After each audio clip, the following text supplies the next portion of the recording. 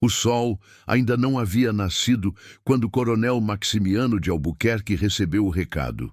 Um vaqueiro sujo de poeira bateu à porta da Casa Grande ainda na madrugada, trazendo notícias que fizeram o homem gordo pular da cama como se tivesse levado um tiro. Lampião havia atacado novamente. Desta vez, a fazenda São Sebastião, propriedade do primo de Maximiano, havia sido saqueada. 3 jagunços mortos, gado roubado e, pior ainda, o cangaceiro havia deixado um bilhete pregado na porta da casa com os dizeres para o coronel Maximiano com os cumprimentos de Virgulino Ferreira. Era uma provocação direta, uma afronta que não poderia passar em branco. Maximiano vestiu as botas de couro cru e caminhou até a varanda. Dali, podia ver suas terras se estendendo até onde a vista alcançava. Milhares de hectares de caatinga seca, pontilhados por currais e casas de vaqueiros. Tudo seu, tudo que construíra com punho de ferro e bala de rifle ao longo de 40 anos. E agora, aquele demônio de Lampião ousava desafiá-lo em seu próprio território. Do outro lado do vale, a menos de 20 quilômetros de distância, Coronel Antônio Pereira da Silva também havia recebido suas notícias. Não por acaso. Lampião havia orquestrado tudo para que ambos soubessem ao mesmo tempo. Na fazenda de Antônio, o ataque havia sido ainda mais audacioso. O cangaceiro não apenas roubara gado e armas, mas seduzira a filha mais nova do capataz, levando-a consigo para o bando. A moça, de apenas 17 anos, havia partido por vontade própria, deixando apenas uma carta onde dizia estar seguindo seu destino ao lado do rei do cangaço. Para Antônio, aquilo era mais que um roubo. Era uma humilhação que queimava como ferro em brasa. Os 2 coronéis se odiavam há décadas. A rixa começara por causa de uma disputa de terras herdada dos pais, se intensificara com questões políticas. Maximiano era situacionista, Antônio da oposição, e se tornara uma guerra particular quando ambos se apaixonaram pela mesma mulher, Dona Eulália, que acabou escolhendo um terceiro pretendente e se mudando para Recife, deixando os 2 se odiando ainda mais por causa da humilhação compartilhada. Desde então, suas propriedades funcionavam como 2 reinos inimigos. Jagunços de um lado não pisavam nas terras do outro sem risco de morte. Gado que se desgarrava e cruzava as divisas nunca mais voltava. Vaqueiros que mudavam de patrão eram tratados como traidores. A violência era constante, mas sempre indireta, sempre através de terceiros, sempre negável. Mas Lampião mudara tudo isso. O cangaceiro não havia escolhido suas vítimas por acaso. Conhecia bem a história dos 2 homens, sabia de suas rancores e ambições. Durante meses, havia estudado seus movimentos, mapeado suas propriedades, identificado suas fraquezas. Virgulino Ferreira da Silva não era apenas um bandoleiro, era um estrategista nato, um homem que transformava a violência em arte e a sobrevivência em ciência. Nascido em Serra Talhada, Pernambuco, Lampião vira a família ser destroçada por disputas de coronéis quando ainda era jovem. O pai assassinado por jagunços, a mãe morta de desgosto, os irmãos espalhados pelo sertão como folhas ao vento. Aos 20 anos já havia matado o primeiro homem, o assassino do pai. Aos 25, liderava um dos bandos mais temidos do Nordeste. Agora, aos 32, seu nome era sussurrado com medo e admiração em todo o sertão. Não era apenas sua pontaria lendária, capaz de acertar uma moeda no ar a 50 metros, que o tornava perigoso. Era sua inteligência fria, calculista, implacável. Lampião entendia que no sertão, assim como na guerra, vencia quem melhor soubesse usar os recursos e as fraquezas do inimigo. E agora havia encontrado 2 inimigos perfeitos. Na manhã seguinte aos ataques, algo inédito aconteceu. Um dos vaqueiros de Maximiano foi visto conversando com um jagunço de Antônio na feira da cidade de Floresta. A conversa durou apenas alguns minutos, mas foi o suficiente. Mensagens foram trocadas. Propostas foram feitas. Pela primeira vez em 20 anos, os dois coronéis inimigos concordaram em se encontrar. O local escolhido foi neutro, a igreja de São José, na cidade de Salgueiro.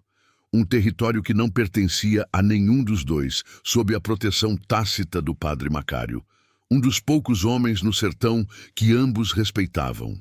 Maximiano chegou primeiro, acompanhado apenas de seu capanga de confiança, Zé Preto, um mulato alto e magro que carregava uma garrucha de cano duplo debaixo do paletó.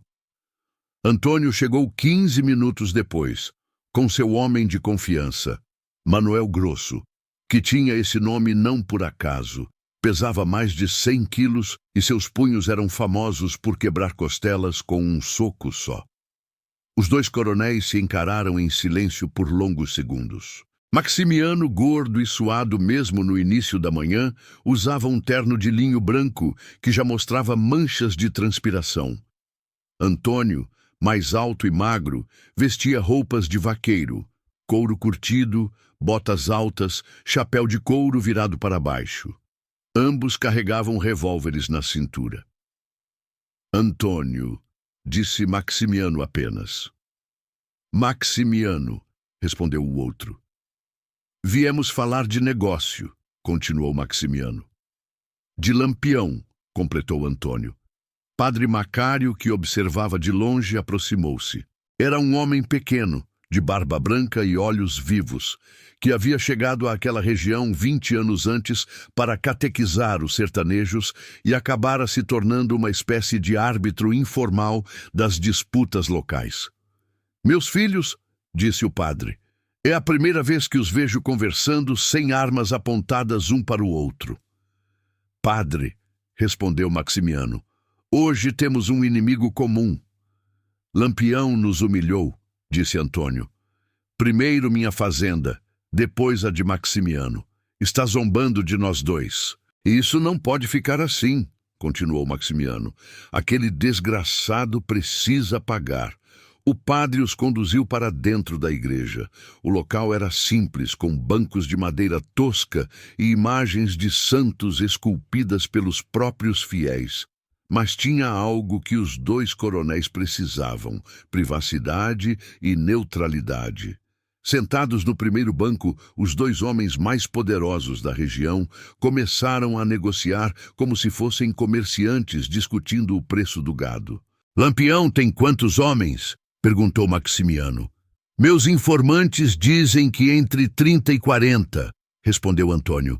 Mas nunca andam todos juntos. Dividem em grupos menores. Armamento? Rifles, cartucheiras, alguns revólveres. Nada que não possamos enfrentar se tivermos números suficientes. Maximiano calculou mentalmente. Eu tenho 20 jagunços bem armados, mais uns 15 vaqueiros que sabem atirar. Eu tenho 17 jagunços e uns 20 homens que podem pegar em armas se precisar, disse Antônio. Juntos temos mais de 70 homens. Mais que o dobro do que Lampião tem, concluiu Maximiano. Mas ele conhece a Caatinga melhor que nós, alertou Antônio. Sabe onde se esconder, onde há água, quais as rotas de fuga. Por isso não podemos dar chance de ele fugir, disse Maximiano. Precisamos cercá-lo, fechar todas as saídas. Como? Maximiano tinha uma ideia.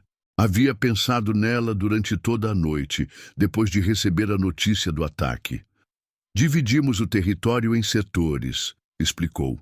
Colocamos homens em todas as aguadas conhecidas, em todas as passagens, em todas as estradas. Não importa para onde ele corra, vai encontrar nossos homens. E se ele tentar voltar para Pernambuco? Bloqueamos a divisa. Tenho contatos com coronéis de lá. Eles também querem se livrar de Lampião. Antônio considerou a proposta. Fazia sentido. Lampião era forte porque se movia livremente, aparecia onde queria, atacava quando queria, desaparecia quando queria. Mas, se suas rotas de fuga fossem cortadas, se seus esconderijos fossem descobertos, se suas fontes de água fossem vigiadas, mesmo o rei do cangaço não poderia fazer milagres. Quanto tempo precisamos? Perguntou Antônio. Para organizar tudo? 1 semana, disse Maximiano. Para executar? Não mais que 3 dias. E depois? Depois dividimos a recompensa que o governo prometeu pela cabeça dele, 1000 contos de réis. 500 para cada um. 500 para cada um. Os 2 homens se entreolharam. Pela primeira vez em décadas, tinham um objetivo comum. Um inimigo que odiavam mais do que se odiavam mutuamente. Feito, disse Antônio, estendendo a mão. Feito, confirmou Maximiano, apertando-a. Padre Macário, que ouvira toda a conversa, balançou a cabeça. Conhecia aqueles homens havia anos. Sabia que eram capazes de qualquer coisa quando seus interesses estavam em jogo. Mas também sabia que estavam subestimando Lampião. Meus filhos, disse o padre, tenham cuidado. Lampião não é um homem comum. Dizem que tem pacto com o diabo. Padre, respondeu Maximiano, não acredito em diabo. Acredito em bala de rifle. E eu também, concordou Antônio. Vamos ver se o diabo protege ele de 70 homens armados. Os 2 coronéis saíram da igreja com a sensação de que haviam tomado a decisão certa. Finalmente, depois de anos sendo humilhados pelo cangaceiro, teriam sua vingança. Lampião pagaria por todas as provocações, por todos os roubos, por todas as mortes. Mas enquanto eles faziam seus planos na igreja de São José, a 30 quilômetros dali, escondido numa gruta na Serra do Araripe, Lampião também fazia os seus. O cangaceiro não havia atacado as 2 fazendas por impulso ou necessidade. Cada movimento tinha sido calculado. Sabia que Maximiano e Antônio se odiavam, mas também sabia que ambos o odiavam mais. Era inevitável que se unissem contra ele, e era exatamente isso que queria. Virgulino limpava seu rifle enquanto conversava com Corisco, seu lugar-tenente de confiança. Os 2 porcos vão se juntar, disse Lampião. Tenho certeza disso. E daí, padrinho? Perguntou Corisco. Vamos fugir para o Ceará? Fugir? Lampião sorriu, mostrando os dentes de ouro que eram sua marca registrada. Quem disse que vamos fugir? Mas eles têm muito mais homens que nós. Corisco, meu filho, você ainda não entendeu como é que se luta no sertão, disse Lampião, carregando o rifle. Não é o número de homens que ganha a guerra, é a esperteza. Como assim? Maximiano e Antônio se odeiam há 20 anos. Acham que conseguem esquecer esse ódio só porque querem me matar. Mas ódio de 20 anos não se esquece em 20 minutos. E o que vamos fazer? Lampião se levantou, caminhou até a boca da gruta e olhou para o sertão que se estendia diante de seus olhos. Lá embaixo, sabia, seus inimigos estavam planejando sua morte, mas eles não sabiam que ele também estava planejando. Vamos fazer o que sempre fazemos, Corisco, disse Lampião. Vamos transformar a força deles na nossa força. Como? Você vai ver, disse Lampião, sorrindo novamente. Você vai ver. A guerra estava declarada. De um lado, 2 coronéis poderosos unidos por um objetivo comum. Do outro, o cangaceiro mais temido do Brasil, armado apenas com sua inteligência e seu conhecimento do coração humano. Nos próximos dias, o sertão se transformaria num campo de batalha. E quando a poeira baixasse, apenas um lado permaneceria de pé. Durante 3 dias, os coronéis trabalharam como nunca haviam trabalhado antes. Mensagens corriam de fazenda em fazenda. Jagunços se reuniam em grupos. Armas eram limpadas e munição contada. A aliança entre Maximiano e Antônio chocou todos no sertão. Era como se o sol nascesse no oeste.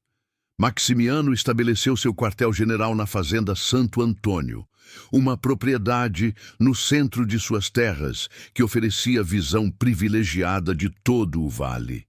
A casa grande, construída no alto de uma colina, permitia observar qualquer movimento num raio de 10 quilômetros. Ali, ele reuniu seus melhores homens. Zé Preto, seu braço direito, era um ex-soldado que havia desertado do exército depois de matar um sargento por questão de honra. Tinha 40 anos, conhecia armas como um ourives conhece ouro, e sua lealdade a Maximiano era absoluta. Ao seu lado, João Comprido, 2 metros de altura e magro como uma vara de pescar, era especialista em rastreamento. Conseguia seguir pegadas numa pedra lisa. Do outro lado do vale, Antônio organizava suas forças na fazenda São Francisco. Sua estratégia era diferente da de Maximiano. Onde o rival preferia a força bruta, ele apostava na astúcia. Seus homens eram conhecidos não apenas pela pontaria, mas pela capacidade de se moverem silenciosamente pela caatinga. Manuel Grosso coordenava o grupo. Apesar do tamanho, era surpreendentemente ágil e tinha a peculiaridade de nunca errar um tiro com sua espingarda de cano cerrado. Joaquim Ligeiro, um homem pequeno e nervoso, que gaguejava quando falava, mas não tremia na hora de atirar, cuidava da comunicação entre os grupos. Os 2 coronéis dividiram a região em setores, como haviam planejado. Maximiano ficou responsável pela área norte, que incluía as serras e as principais aguadas. Antônio assumiu o setor sul, cobrindo as rotas que levavam ao Rio São Francisco e às cidades maiores. Cada aguada conhecida recebeu pelo menos 2 homens. Cada passagem entre serras foi vigiada. Cada estrada, cada trilha, cada atalho usado por tropeiros teve sentinelas postadas. Em 72 horas, construíram a maior operação de caça já vista naquela região do sertão. As notícias se espalharam rapidamente. Vaqueiros contavam uns aos outros que os 2 coronéis inimigos haviam se unido. Comerciantes sussurravam nos mercados que uma guerra estava por começar.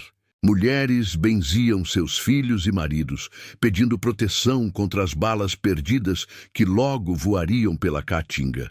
Mas Lampião parecia ter desaparecido. Há 2 dias não havia notícias dele. Nenhum ataque, nenhum roubo, nenhuma provocação.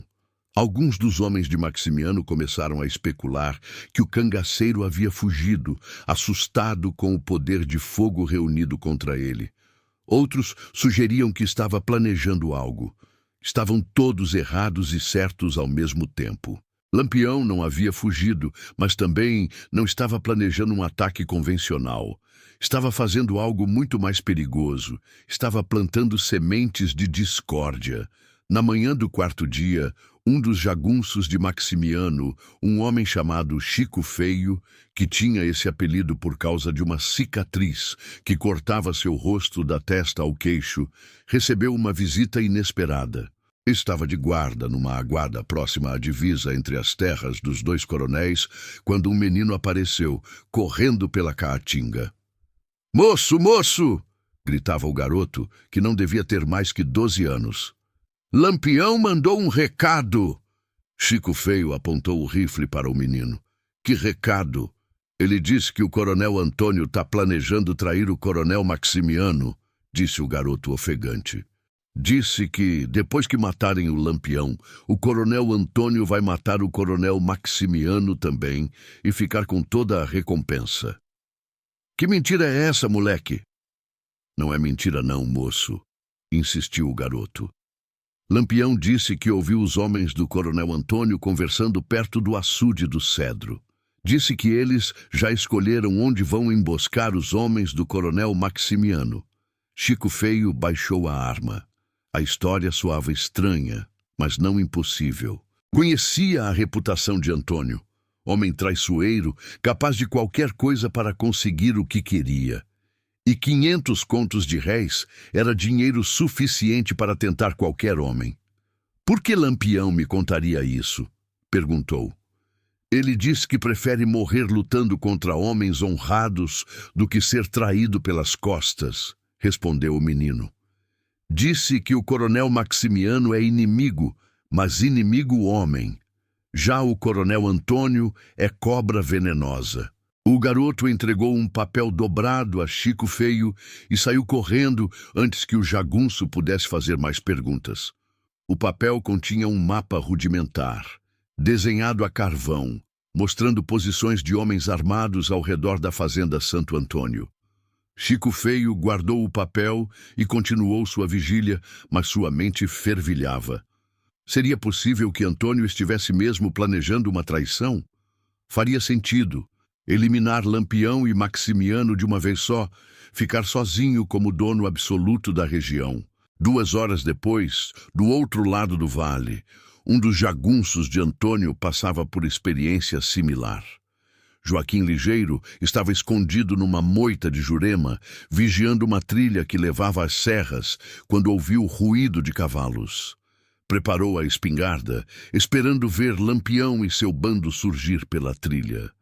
Em vez disso, viu uma mulher jovem, montada num cavalo magro, se aproximando devagar. Era Rosário, a filha do capataz que havia fugido com Lampião. Mas agora parecia diferente. Magra, com olheiras fundas, roupas sujas e rasgadas. "Não atire", disse ela, levantando as mãos. "Vim trazer um aviso." "Que aviso?" perguntou Joaquim, sem baixar a arma. "Lampião descobriu que o coronel Maximiano está planejando uma traição", disse Rosário. "Depois que matarem Lampião, ele vai atacar os homens do coronel Antônio e ficar com toda a recompensa para ele." Joaquim franziu a testa. A história era estranha, mas a moça parecia desesperada. "Por que você está me contando isso? Não é do bando de Lampião?" "Era", disse Rosário, começando a chorar. "Mas ele não é o homem que eu pensava. Me bateu, me humilhou. Quando soube do plano do coronel Maximiano, resolvi avisar vocês. Não quero que morram por traição." "Que plano?" Rosário tirou um papel do seio e entregou a Joaquim. Era outro mapa, semelhante ao que Chico Feio havia recebido, mas mostrando posições ao redor da fazenda São Francisco. "Ele tem homens escondidos em volta da propriedade do coronel Antônio", disse Rosário. "Na hora que atacarem Lampião, vão cercar vocês também." "Como sei que isso não é mentira?" "Porque eu vi", disse Rosário. "Vi quando eles se reuniram na fazenda Santo Antônio. Ouvi o coronel Maximiano falando com seus homens. Ele disse que 2 pássaros mortos com uma pedra só era melhor negócio." Joaquim guardou o papel. A história fazia sentido. Maximiano era conhecido por sua ganância e sua falta de escrúpulos. E 1000 contos de réis eram motivo suficiente para qualquer traição. "Por que Lampião deixou você vir me avisar?" "Ele não sabe", disse Rosário. "Fugi do bando ontem de noite. Se ele descobrir que estou aqui, me mata." A moça esporeou o cavalo e se afastou rapidamente, deixando Joaquim sozinho com suas dúvidas e suspeitas. Em poucas horas, as 2 mensagens chegaram aos coronéis. Chico Feio procurou Maximiano logo que seu turno de vigia terminou.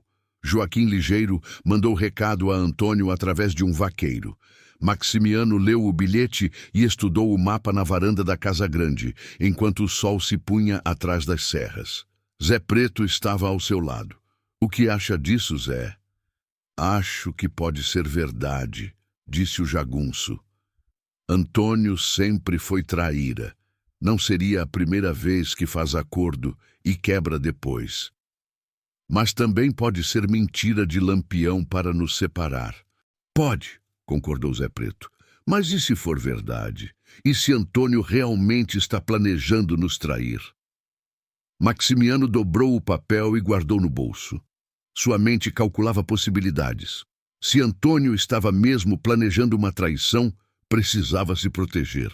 Se não estava, mas desconfiasse que Maximiano desconfiava dele, também poderia tentar um ataque preventivo. "Mande dobrar a guarda na fazenda", ordenou. "E prepare nossos melhores homens. Se Antônio quiser nos trair, vai encontrar resistência." Do outro lado do vale, Antônio passava pela mesma agonia mental. O bilhete e o mapa enviados por Joaquim Ligeiro estavam sobre a mesa da cozinha, iluminados por uma lamparina de querosene. Manuel Grosso lia por cima do ombro do patrão. "Que acha, Manuel? Acho que tem cara de Maximiano mesmo", disse o jagunção. Homem ganancioso, sem palavra. Sempre soube que não dava para confiar nele. Mas pode ser armação de Lampião. Pode, concordou Manuel. Mas olha esses pontos no mapa. Conheço esses lugares. São posições perfeitas para uma emboscada. Se Maximiano quisesse nos atacar, seria exatamente desses pontos. Antônio se levantou e caminhou até a janela. Podia ver ao longe as luzes da fazenda Santo Antônio piscando na escuridão. Seu instinto dizia que algo estava errado. A aliança com Maximiano havia sido fácil demais, rápida demais. Homens como eles não enterravam 20 anos de ódio em 20 minutos. Reforce nossa segurança, ordenou a Manuel. Se Maximiano quiser brincar de traição, vai ver que nós também sabemos jogar esse jogo. Enquanto isso, na gruta da Serra do Araripe, Lampião sorria. Seus 2 emissários haviam cumprido perfeitamente suas missões. O garoto de 12 anos era filho de um vaqueiro que devia favor ao cangaceiro. Rosário não havia fugido do bando. Era uma das mulheres mais leais a Lampião e havia representado seu papel de forma perfeita. Agora é esperar, disse Lampião a Corisco. A semente está plantada, só falta germinar. E se eles não acreditarem nas mentiras? Não são mentiras, Corisco, são meias-verdades. Os 2 coronéis realmente pensaram em trair um ao outro. Eu só acelerei o processo. Como sabe? Porque conheço o coração dos homens, disse Lampião. Maximiano e Antônio se odeiam há 20 anos. Não conseguem ficar juntos sem sentir vontade de se matar. A única coisa que os mantinha unidos era o ódio por mim. Agora que plantei a dúvida, o ódio antigo vai voltar. E depois? Depois eles vão se matar sozinhos, disse Lampião. E nós vamos ficar assistindo. Corisco balançou a cabeça, admirado com a esperteza do chefe. Mas uma dúvida ainda o incomodava.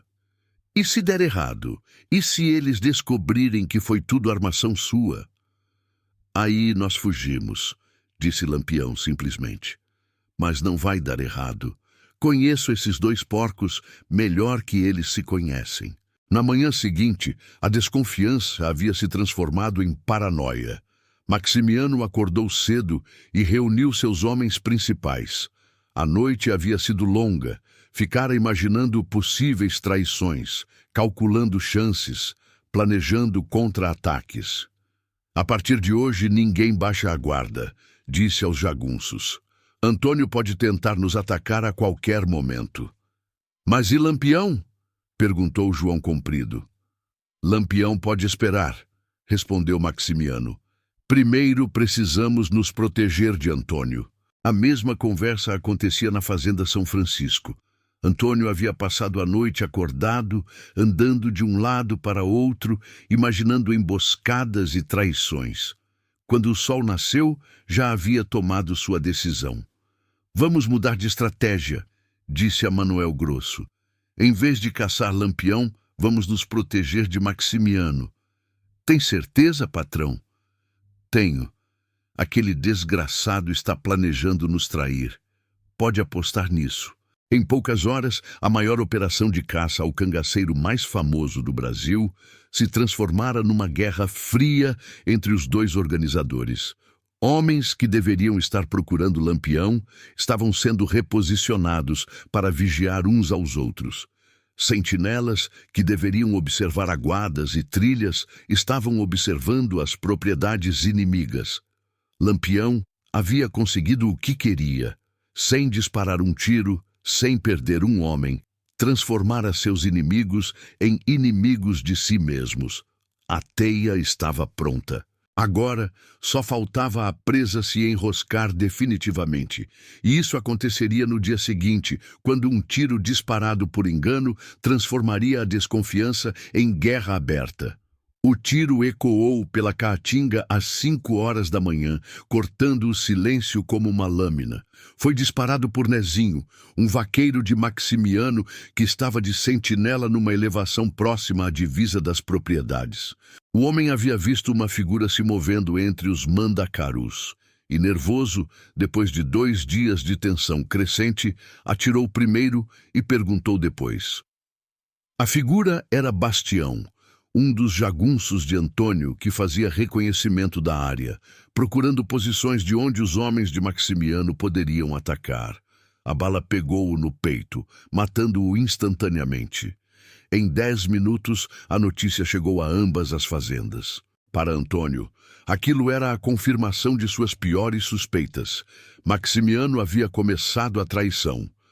Para Maximiano, que recebeu a informação de que seus homens haviam sido atacados por jagunços de Antônio, era a prova de que o rival estava cumprindo seu plano de eliminá-lo.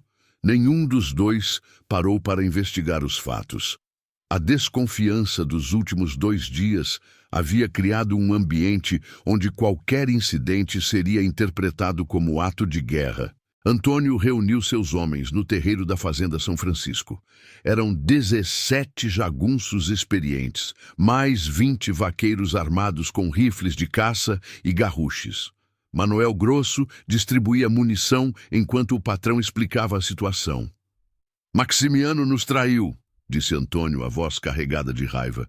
Matou Bastião a sangue frio. Agora é guerra. E Lampião? Perguntou Joaquim ligeiro. Lampião vai ter que esperar, respondeu Antônio. E primeiro vamos acertar as contas com esse desgraçado do Maximiano. Na fazenda Santo Antônio, cena similar se desenrolava. Maximiano caminhava de um lado para outro na varanda da Casa Grande, enquanto Zé Preto organizava os homens no pátio. 20 jagunços e 15 vaqueiros armados aguardavam ordens. Eu sabia, disse Maximiano. Sabia que aquele cobra não ia aguentar muito tempo fingindo ser aliado. Agora mostrou as presas. O que vamos fazer, patrão? Perguntou João Comprido. Vamos dar o troco, disse Maximiano. Se ele quer guerra, vai ter guerra. Os 2 grupos se prepararam para o conflito com a eficiência de quem estava acostumado à violência. Armas foram verificadas, cartucheiras preenchidas, cavalos selados. Em 2 horas, ambos os exércitos particulares estavam prontos para a batalha. Mas Lampião também estava se preparando. Na gruta da Serra do Araripe, o cangaceiro havia observado toda a movimentação através de seus informantes. Vaqueiros que trabalhavam para os coronéis, mas simpatizavam com Lampião, corriam de um lado para outro, trazendo notícias. O plano estava funcionando melhor do que ele havia imaginado. Corisco, disse Lampião, chegou nossa hora. Vamos atacar agora? Não, vamos deixar eles se matarem primeiro. Depois pegamos o que sobrar. Lampião havia dividido seu bando em 3 grupos. Corisco comandaria 8 homens e ficaria responsável por atacar a fazenda que se mostrasse mais vulnerável após o confronto. Volta Seca, outro lugar-tenente de confiança, lideraria 6 cangaceiros numa missão de distração. Fariam barulho longe do local da batalha para confundir possíveis reforços. O próprio Lampião comandaria o grupo principal, com 15 homens, e atacaria no momento certo. Lembrem-se, disse aos subordinados, não queremos apenas ganhar. Queremos que sobrem o mínimo de inimigos possível. Enquanto isso, na caatinga entre as 2 fazendas, os exércitos se movimentavam em direção ao confronto. Antônio havia escolhido atacar primeiro. Sua estratégia era simples: cercar a fazenda Santo Antônio e forçar Maximiano a se render ou morrer lutando. Manuel Grosso liderava a vanguarda, com 10 homens a cavalo. Joaquim Ligeiro comandava um grupo de flanqueamento pelo lado oeste. O próprio Antônio vinha atrás com o restante dos homens. Maximiano, por sua vez, havia decidido esperar o ataque em posição defensiva. Colocou atiradores nas janelas da Casa Grande, outros atrás dos currais e muros de pedra.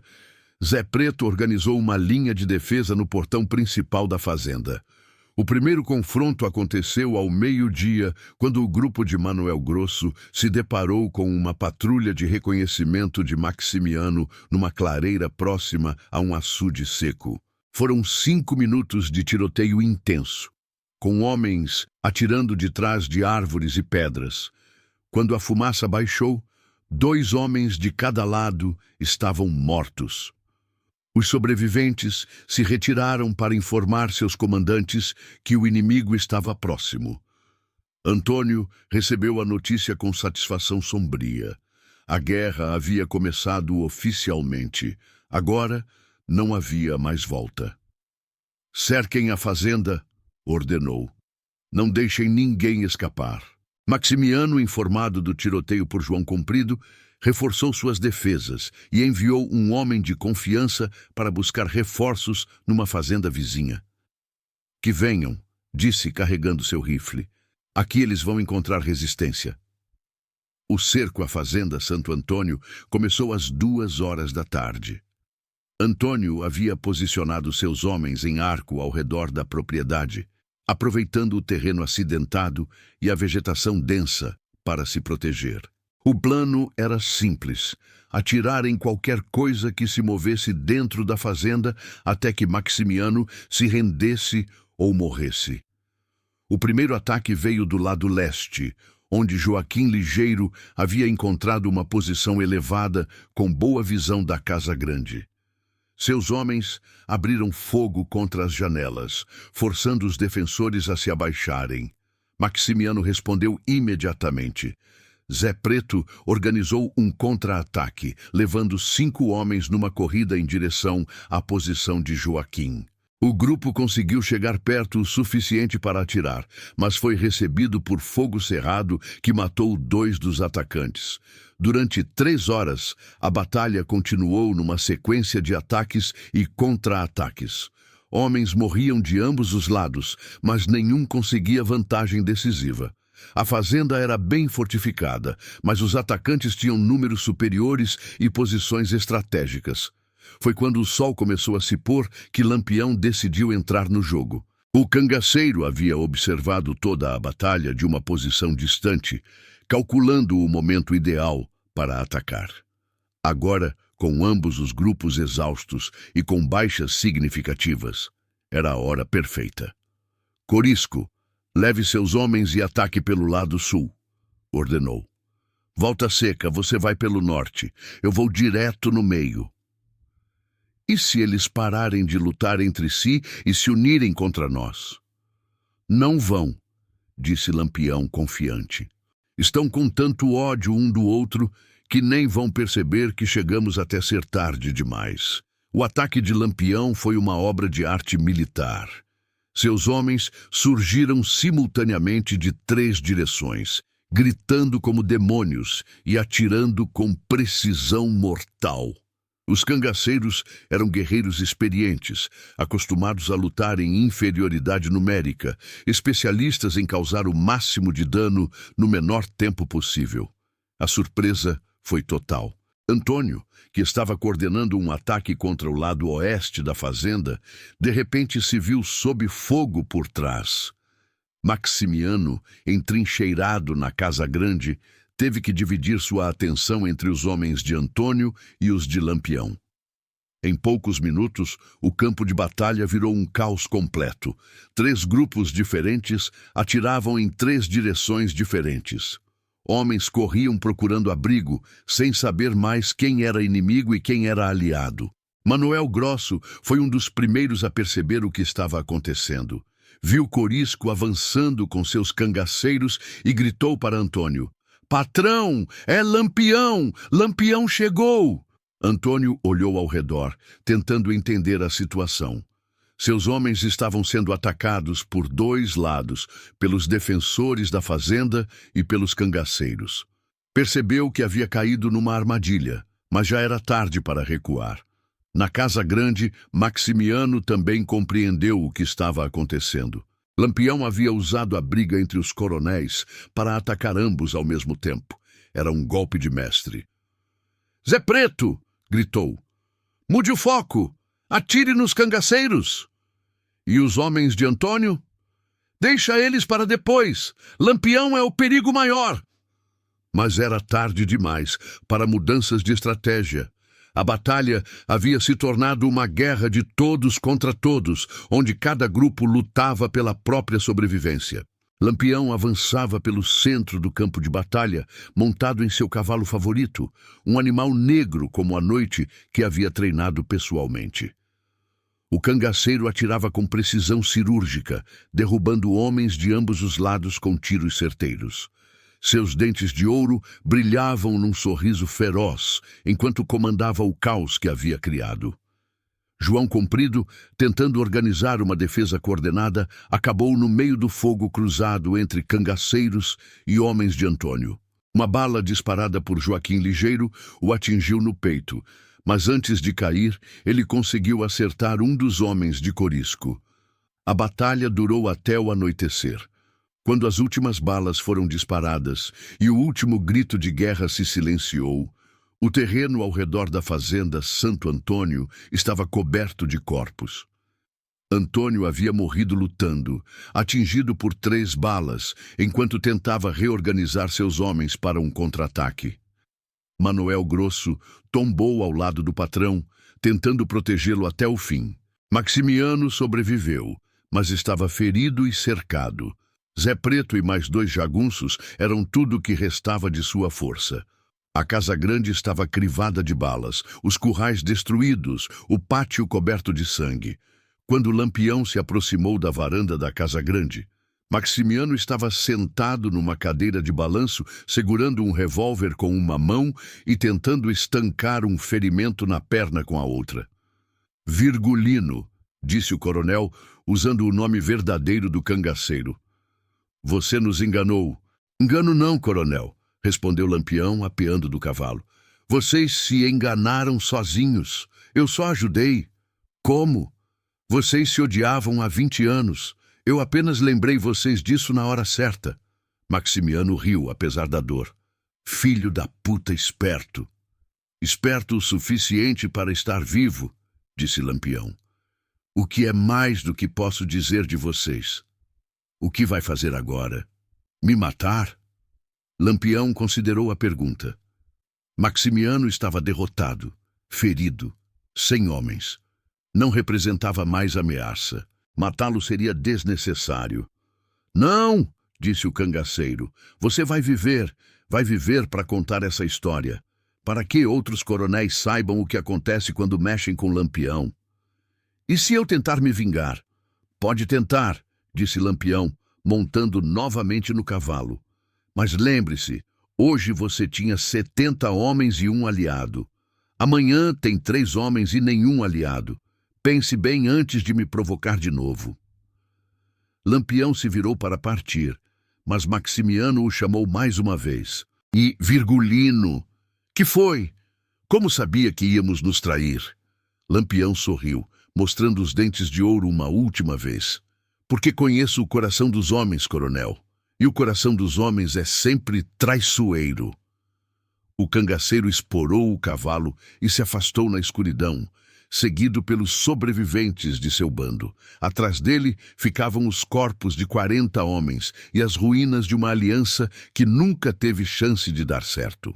Maximiano ficou sozinho na varanda destruída, contemplando o preço de sua arrogância. Havia começado o dia como um dos homens mais poderosos do sertão. Terminava como um coronel sem reino, um general sem exército. Na Caatinga, entre os mandacaros e as pedras, urubus já começavam a circular. Logo despontariam para se alimentar dos mortos, como sempre faziam depois das guerras dos homens. E Lampião seguiu seu caminho, sabendo que sua lenda havia crescido mais uma vez. Não havia vencido apenas uma batalha. Havia transformado a força de seus inimigos na sua própria força, usado a arrogância deles contra eles mesmos.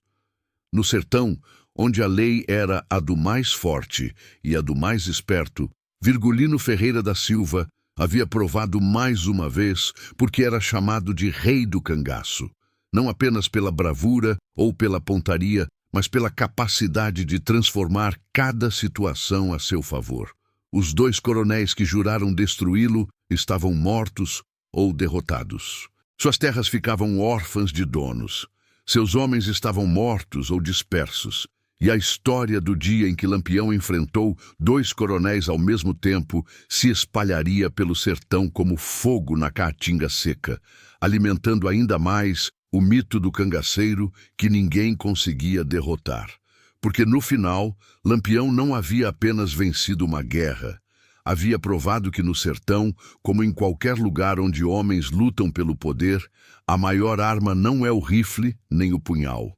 É a capacidade de conhecer o coração humano e usar suas fraquezas contra ele mesmo.